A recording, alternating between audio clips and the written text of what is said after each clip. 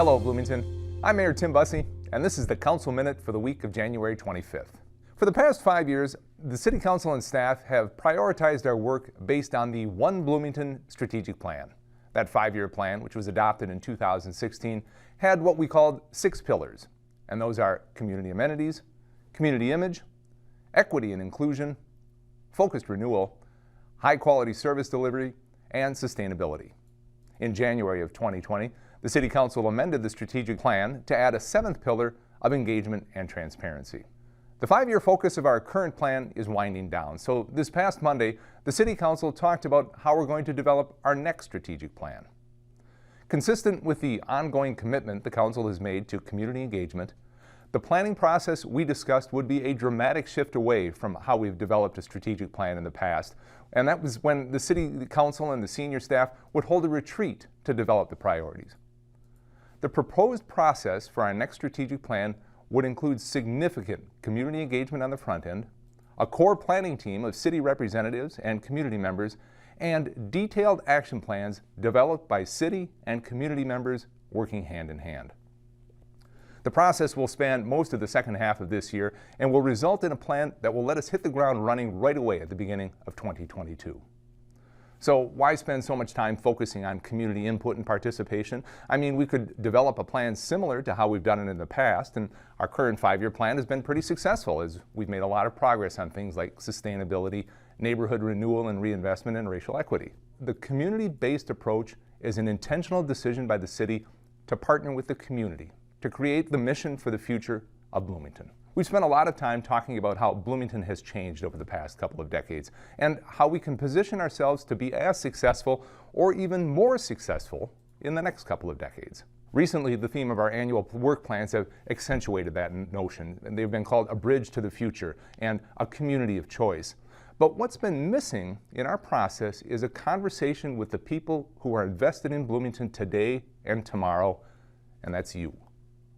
Later this year, when it's safe to conduct in-person meetings again, we will bring community members together to talk about what you value in Bloomington, what challenges you think we face as a community, and what your hopes and aspirations are for your hometown.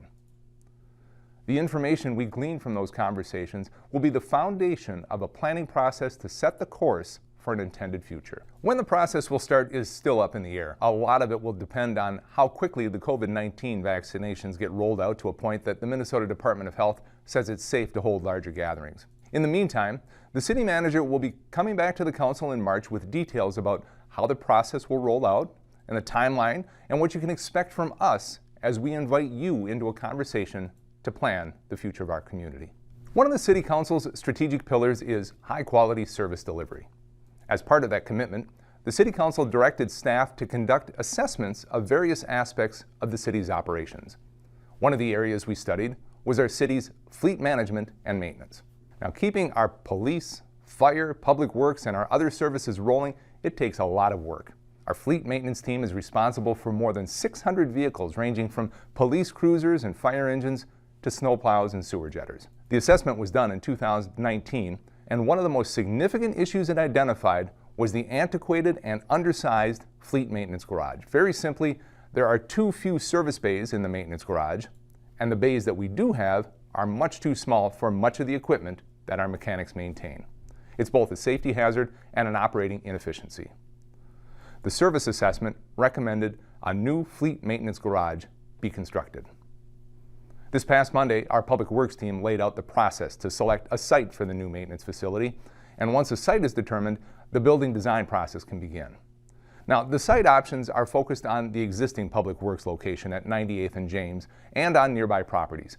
One of the preferences is to have the maintenance facility in close proximity to the rest of the city's operations at Civic Plaza, because building a new facility at a remote location, it would add significant inefficiency because of the number of vehicles that are shuttled back and forth each year for maintenance. And just so you know, that's more than 4,000 maintenance and mechanic jobs each and every year. This is a big project. It's likely to cost close to $25 million. The planning and design will take place in the next 2 years, with construction expected to begin in 2023.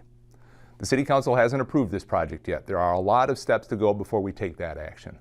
But the Council does understand that we have to make sure that our operations are run safely and that we have to replace aging facilities when they become functionally obsolete, as the existing maintenance facility currently is. We'll keep providing updates over the next couple of years as this project moves forward. Back in December, the City Council adopted its annual legislative platform. With things getting busy in St. Paul and in Washington, I thought it would be a good idea to talk a bit about our legislative platform. Now, first of all, it may surprise you that we have a legislative platform, but we do. We review and approve it each and every year. Advocating for laws and policies that will improve the lives of people, especially people here in Bloomington, it's important. And the legislative platform guides the work that we do to advocate on issues of importance to Bloomington at the Minnesota State Legislature and in Congress. We usually have 4 or 5 priority issues in the platform that we identify as active lobbying issues. This year, there are 4 issues that our staff will be most focused on. The first are issues related to the COVID-19 pandemic, including issues related to public health, economic and financial issues, and advocating for needed assistance to our residents and to our businesses affected by the pandemic. Second is continuing to advocate for housing funding and policies that will help Bloomington continue to advance the work we've done across the board to support housing reinvestment, housing choice, and housing that's affordable and meets the needs in our community.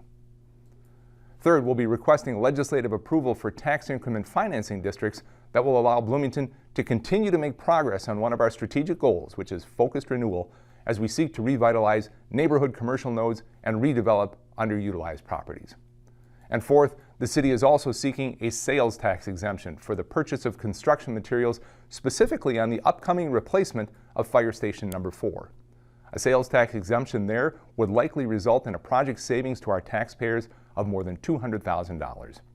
And this past Monday, the City Council amended our legislative platform to add a very important section advocating for statewide policies that advance the work of racial equity in Bloomington and across Minnesota. The added language was timed to coincide with the City Council's adoption this week of a very important resolution where the city declared racism to be a public health crisis. Finally, I want to say that I'm very grateful that we have such a close and productive working relationship with our Bloomington legislative delegation. I'm very appreciative of their ongoing support. I also appreciate the great support we receive in Washington, both from Congressman Phillips and the entire Minnesota congressional delegation. The bottom line is that the people that you elect to represent you at the federal, state, and local levels are all working together to make Bloomington better. That's a wrap on this week's Council Minute. I hope to see you again next week. Until then, stay safe, Bloomington.